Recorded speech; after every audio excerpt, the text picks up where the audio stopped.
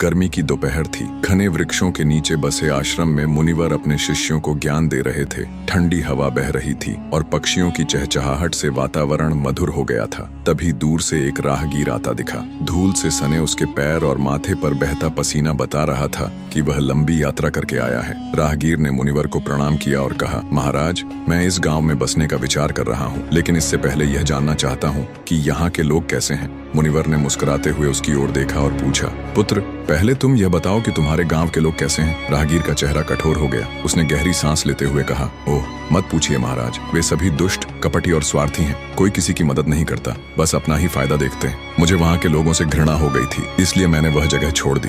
मुनिवर ने धीरे से सिर हिलाया और गंभीर स्वर में बोले, ठीक वैसे ही लोग इस गाँव में भी रहते हैं। राहगीर का चेहरा बुझ गया। उसने निराश होकर सिर हिलाया और बोला, तो फिर यहाँ रुकने का क्या लाभ।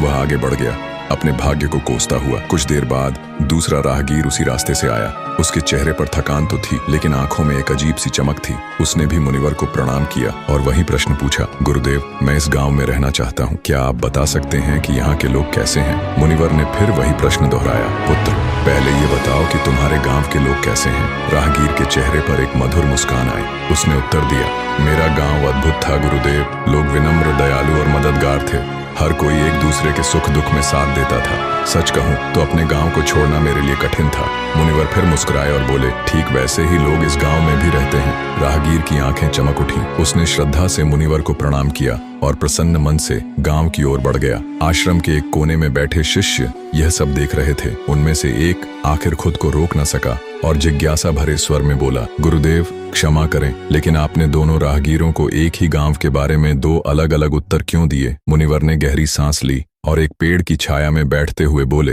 पुत्र, संसार हमें वैसा नहीं दिखता जैसा वह वास्तव में है, बल्कि हम उसे वैसे ही देखते हैं जैसे हम स्वयं हैं। पहला राहगीर नकारात्मक सोच वाला था, इसलिए उसे हर जगह वैसे ही लोग दिखेंगे। दूसरा राहगीर प्रेम और सद्भावना से भरा था, इसलिए उसे हर जगह भले लोग मिलेंगे। यह दुनिया हमारे दृष्टिकोण का प्रतिबिंब मात्र है। शिष्य की आंखों में बोध का प्रकाश झलक उठा। उसने सिर झुका लिया और मन ही मन सोचा, सच ही कहा गुरुदेव ने। यदि मैं दुनिया को खूबसूरत देखना चाहता हूँ तो पहले मुझे अपनी सोच को सुंदर बनाना होगा।